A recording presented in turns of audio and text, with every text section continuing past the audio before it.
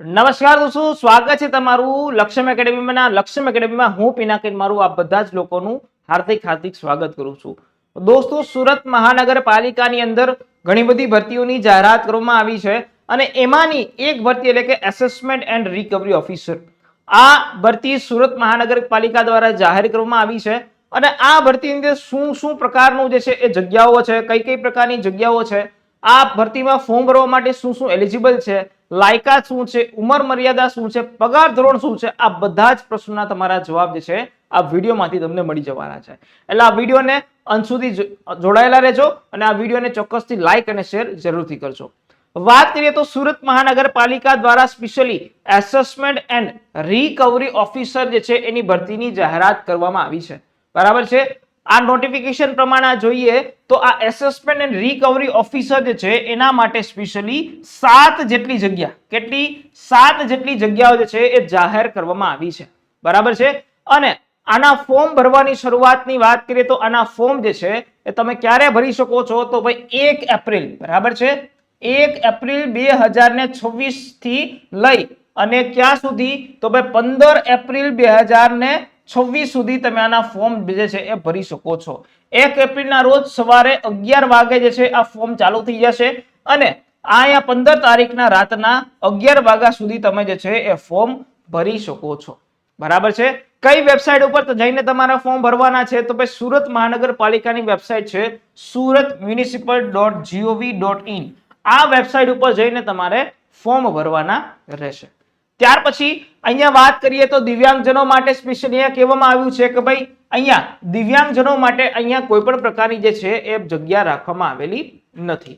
ત્યાર પછી વાત કરીએ તો સ્પેશિયલી આ અલગ અલગ પ્રકારની સૂચનાઓ આપવામાં આવી છે. એ સૂચનાઓની અંદર શું શું કહેવામાં આવ્યું છે કે ભાઈ જે છે એ તમારે સ્પેશિયલી સુરત મહાનગરપાલિકાની જે આ જગ્યાઓ છે એમાં કઈ રીતે પરીક્ષા હશે, રિટર્ન ટેસ્ટ હશે, પ્રેક્ટિકલ ટેસ્ટ હશે કે મૌખિક ઇન્ટરવ્યુ હશે, આ બધા જ પ્રકારની કામગીરી જે છે એ શું શું હશે એ સુરત મહાનગરપાલિકા દ્વારા આગામી સમયમાં નક્કી કરવામાં આવશે.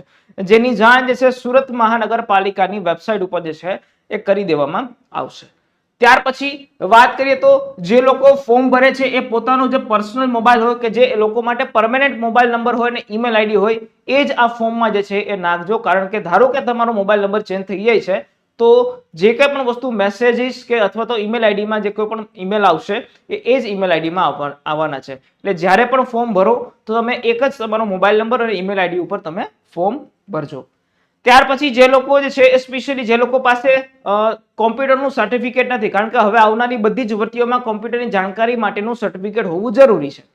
ધારો કે તમારી પાસે CCC નું સર્ટિફિકેટ નથી તો તમે જે છે આના પછી કઢાવી શકો છો, અથવા તો જો તમે ધોરણ 10 અથવા તો 12 પાસ કર્યું હોય ને એની અંદર ધોરણ 10 અને 12 પાસમાં કોમ્પ્યુટરનો સબ્જેક્ટ હોય તો તમારે અલગથી કોઈ પણ પ્રકારનું CCC નું સર્ટિફિકેટ હોવું જરૂરી નથી. એ સર્ટિફિકેટ તમારી 10માની માર્કશીટ અથવા 12માની માર્કશીટ તમે જોઈન કરી દેશો તે ઓલરેડી ચાલી જશે. ત્યાર પછી વાત કરીએ તો જે છે અનુસૂચિત જાતિ, અનુસૂચિત જનજાતિ, ઓબીસી ના કેટેગરી વાળા મિત્રો માટે અલગ જગ્યા રાખવામાં આવી છે. ત્યાર પછી મહિલાઓ માટે જે છે એ 33% અનામત હોય છે એ રીતે રાખવામાં આવી છે.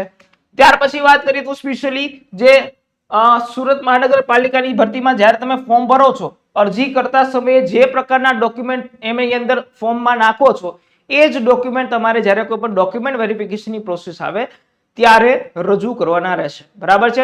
એ બધા જ પ્રમાણપત્ર તમારે ઓરિજિનલ કોપીમાં જે છે એ ડોક્યુમેન્ટ વેરિફિકેશન માટે સ્પેશિયલી લઈ જવાના રહેશે.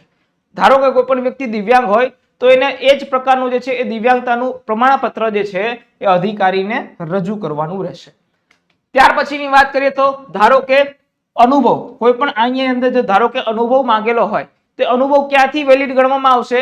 જો તમે તમારી શૈક્ષણિક લાયકાત પૂરી થઈ અથવા તો ડિગ્રી તમારી પૂરી થઈ અને એના પછી જે તો કોઈ પણ કંપનીમાં તમે જોબ કરો છો એ જ અનુભવ જે છે તમારો ગણવામાં આવશે. ડિગ્રી પહેલાનો કોઈ પણ અનુભવ જે છે એ તમારો માન્ય રાખવામાં આવશે નહીં. ત્યાર પછી વાત કરીએ તો અહીંયા એવું કીધું છે કે જો તમે ઓલરેડી સુરત મહાનગરપાલિકા અથવા તો અન્ય સરકારી સંસ્થા, અન્ય અર્ધ સરકારી સંસ્થામાં જે છે એ જોબ કરતા હોય તો એની અંદર જે છે સક્ષમ અધિકારી અને સત્તા દ્વારા જે એક વાંધા પ્રમાણપત્ર ન હોય એવું પ્રમાણપત્ર તમારે ફરજિયાતપણે રજૂ કરવાનું રહેશે. બરાબર છે. અને જો તમારી પાસે તમે ઓલરેડી ત્યાં જોબ કરો છો અને તમને અહીંયા જોબ લાગી જાય છે તો ત્યાંથી તમારે જે છે એક રિલીવિંગ લેટર લઈ અને સુરત મહાનગરપાલિકાની અંદર જે છે એ હાજર થતા સમયે રજૂ કરવાનું રહેશે. બરાબર છે. ત્યાર પછી વાત કરીએ તો સ્પેશિયલી મહિલા માટે, બરાબર છે, જે લોકો મહિલાના અત્યારે અરજી કરતા સમયે પરિણીત હોય અને જો અરજી સાથે એ મેરેજ રજીસ્ટ્રેશન સર્ટિફિકેટ અથવા તો ગવર્નમેન્ટ ગેઝેટ રજૂ કરી પોતાના પતિના નામ સાથેની અરજી જે છે એ કરી શકે છે. મહિલા ઉમેદવાર પરિણીત હોય પરંતુ મેરેજ સર્ટિફિકેટ રજૂ ન કરી શકે તેવા ઉમેદવાર તથા અપરિણીત મહિલા ઉમેદવારે પિતાના નામ સાથેની અરજી જે છે એ કરવાની રહેશે. ધારો કે કોઈ પણ મહિલા છે, બરાબર છે, એ એના લગ્ન થઈ ગયા છે અને એ પરિણીત હોય પરંતુ એનું હજી મેરેજ સર્ટિફિકેટ આવ્યું ન હોય ને નામ બદલ્યું ન હોય તો એને પોતાનું જે છે પિતાના નામની અરજી જે છે એ કરવાની રહેશે. બરાબર છે. ત્યાર પછી વાત કરીએ તો એસેસમેન્ટ એન્ડ રિકવરી ઓફિસરની અંદર આ પ્રકારના દિવ્યાંગજનો જે છે એ પોતાનું ફોર્મ જે છે એ ભરી શકે છે. એના પછી વાત કરીએ તો મેઇન વસ્તુ શૈક્ષણિક લાયકાતની અંદર આની અંદર ફોર્મ ભરવા માટે તમારે શું જરૂરી છે તો તમે કોઈ પણ જે છે એ વિદ્યાપીઠની અંદર સ્નાતક જે છે એ કરેલું હોવું જોઈએ, અનુસ્નાતક કરેલું હોવું જોઈએ. માન્ય વિદ્યાપીઠના કોઈ પણ શાખાના અનુસ્નાતક હોવા તમે જે છે એ જરૂરી છે. ત્યાર પછી અનુભવની વાત કરીએ તો સરકારી અર્ધ સરકારી સંસ્થામાં પે મેટ્રિક્સ લેવલ 8 પ્રમાણે કે તેથી ઉચ્ચ પગાર ધોરણમાં વહીવટી આકારની મહેસૂલ અપીલ ટેક્સેશનના કામગીરી વાળી જગ્યા પરનો ઓછામાં ઓછો 5 વર્ષનો, કેટલા તો ભાઈ 5 વર્ષનો જે છે એ અનુભવ તમને હોવો જોઈએ ત્યારે તમે આની અંદર ફોર્મ ભરવા માટે એલિજિબલ છો.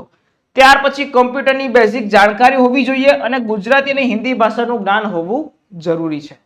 ઉંમર મર્યાદાની વાત કરીએ તો 45 વર્ષથી વધુની જે છે એ ઉંમર જે છે તમારી પાસે હોવી જોઈએ નહીં. સુરત મહાનગરપાલિકાના કિસ્સામાં વય મર્યાદા જે છે એને લાગુ પડશે નહીં. અનામત કેટેગરીમાં સરકારશ્રીના વખતો જે નિયમો છે એની અંદર જે છે અલગ અલગ પ્રકારની છૂટછાટ જે છે એ આપવાની રહેશે. બરાબર. ત્યાર પછી પગાર ધોરણની વાત કરીએ તો લેવલ 9 પ્રમાણે 53,100 થી લઈને 1,67,800 નો લેવલ લેવાનું છે અને ગ્રેડ પે જે છે તમારો 5400 છે એ પ્રકારનો ગ્રેડ પે રહેવાનો છે. અહીંયા કોઈ પણ પ્રકારના ફિક્સેશનનો ઉલ્લેખ કરેલો નથી એટલે અહીંયા આપણે ફિક્સેશન માનવાનું રહેશે નહીં. બરાબર. ત્યાર પછી અરજી કરવાની વાત કરીએ તો 1 તારીખથી તમે પોતાની અરજી કરી શકો છો અને સવારના 11 વાગ્યાથી તમે જે છે અરજી કરવાનું શરૂ થઈ જશે. એના માટે તમારે સુરત મ્યુનિસિપલ કોર્પોરેશનની વેબસાઇટમાં જઈ અને પહેલા તો તમારે શું કરવાનું છે, તમારું નામનું જે છે તમારા આઈડીનું રજીસ્ટ્રેશન કરાવવું જરૂરી છે. એક વખત રજીસ્ટ્રેશન કર્યા પછી તમે જે છે એ ફોર્મની આગળની પ્રોસેસ કરી શકો છો.